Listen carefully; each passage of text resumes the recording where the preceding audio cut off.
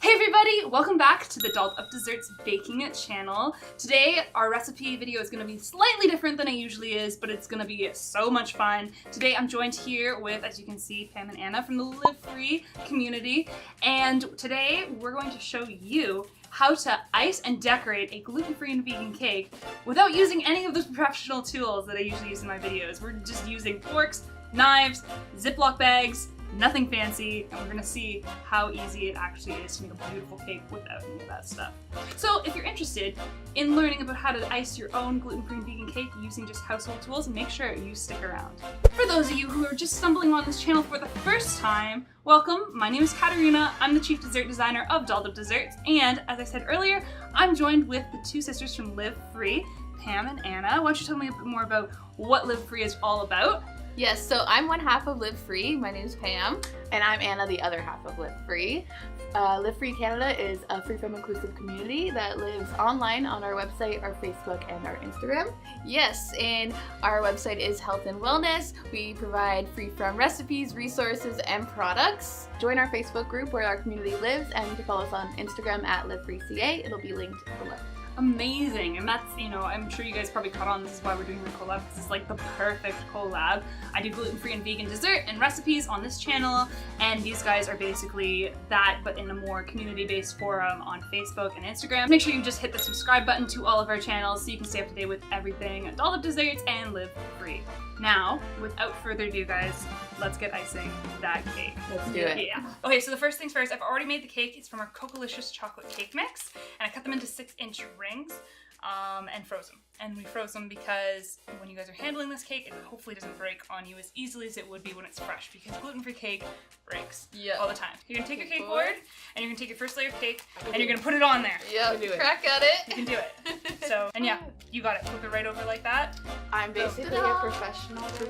She is. She's doing so good. So next thing you guys are gonna do is you're gonna make a ring. Oh my! Next thing you're gonna do is make a ring of frosting, and we're gonna use our fake piping bags, aka our Ziploc bags, to do this. And so you're gonna fill up your piping bag with your frosting. I highly recommend using our vegan buttercream as your frosting for this recipe. You can find the video in the description below or in the little information icon right up there. Fill this up. Pro tip: try not to eat it. Yes. Pro tip, another though, is flip the edges of your bag over, so then your hands and the rest of the bag doesn't get sticky when you close it. So just hold it like that. Alright, you're gonna close her up. So push all the air out of it too when you're doing that, as best as you can. And now you're just gonna cut off one of the tips. Alright, help me out, sister. So now you have your makeshift piping bag, and the way that you're gonna pipe, have you ever piped something before? No, I've never. Alright, so I'm gonna show you the technique of piping. So when you're piping things, you wanna take your hand and you kinda wanna put it around the top like this. Yep. And the reason we put it around the top like that and we kind of close it off is to prevent things from leaking out the top. Okay. But you also want to push, because instead of pushing your icing from the middle and squeezing it out, and it squeezes both ways, you want to squeeze from the top. Yeah. So all the icing just goes out. Okay. Instead of whatever direction. So hold it from the top. Alright. Like that. Damn. And then squeeze down. Top. There, look at it. She's a pro. She's a natural. She's doing a great job. Yeah, use 2 hands. Don't totally fine. Up. This is my cake we're talking about. Perfect, that's it. Woo. So that protective layer is for us to put the filling inside, which in this shape is a chocolate ganache fudge. That was from our brownie video last week, so do check it out. And we're just gonna take a big old scoop of that and throw it right in the middle. And we put the frosting on the outside as a barricade, so that goop doesn't come out of the sides of your cake. Optional, I like to add a little crunch and textural difference in each layer of my cake, so you ladies can throw on some chocolate chips on this layer if you feel like it.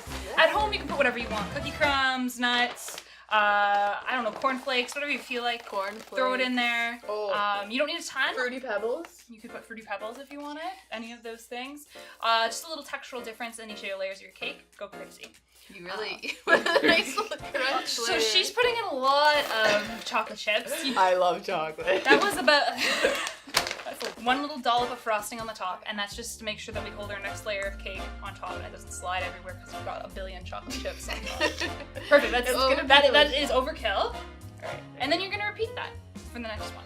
Perfect. Suggestion: you put it close. Yeah, there you go. Put it as close as you can to the cake so it doesn't fly off the edge. Don't worry, you got it. Use gravity. There you go. See? Oh, expert, we have here. You got it. Expert level achieved. Now, before you go on to the next, just flip your cake around on the board and just make sure it's all even on the sides. If your cake isn't evenly cut, this is where you can grab your knife and you can cut off a little bit the edges. So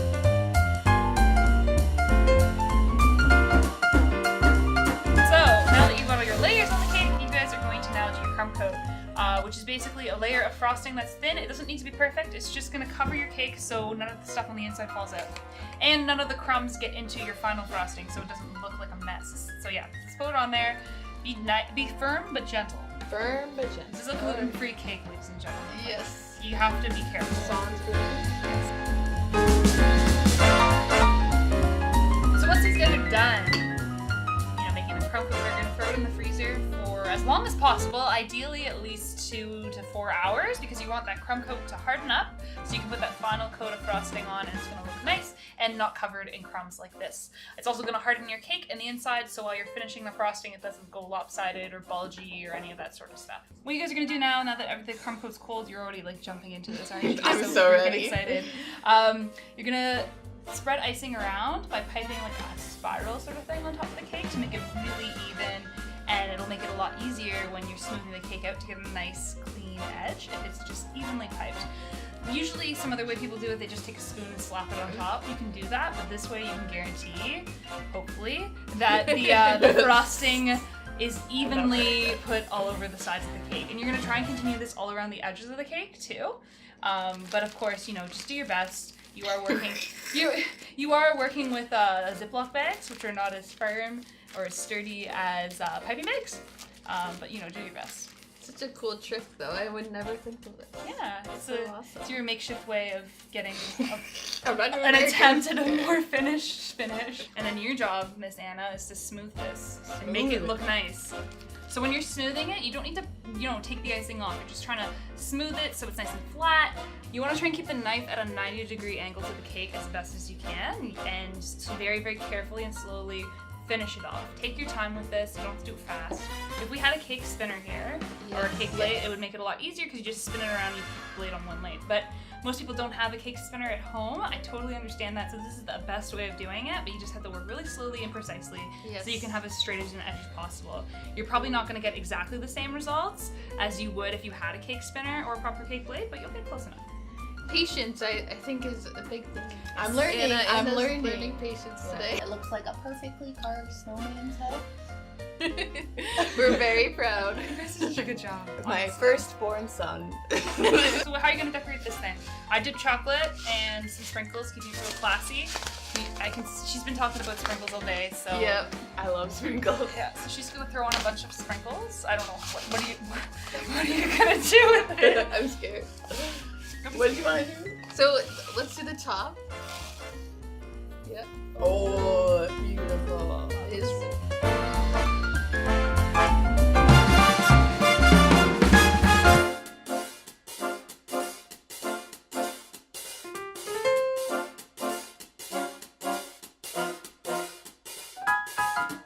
Thank you guys so much for tuning in and watching another one of Dolled Up Desserts recipe videos. I hope you learned something from this video. I hope that Pam and Anna learned something from this. You guys saw it for yourself. It's really, it's actually pretty possible. It's easy. To make your own cake that looks, semi-profesh right at home using tools that you just have in your house. It's really, the fancy stuff does help and does take it to the next level, but you can get away without it. And, with a butter knife and ziplock.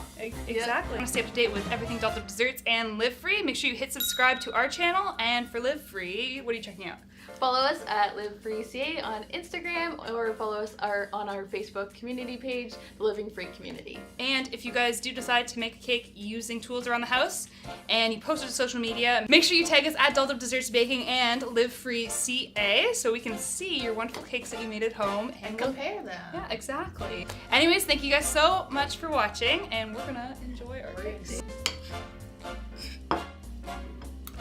So good. So good. Amazing. Oh yeah.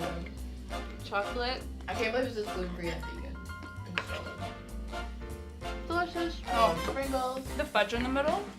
Yeah. My best part. Next level. So good. Yum. Delicious. Yum, yum, yum. Thanks for watching, guys. Thank you.